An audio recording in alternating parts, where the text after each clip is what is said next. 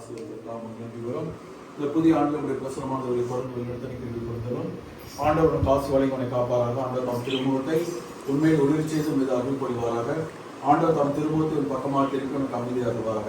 எல்லாம் இறைவன் தந்தை மகன் தூய ஆவியாரின் பெயராலே ஆமென்.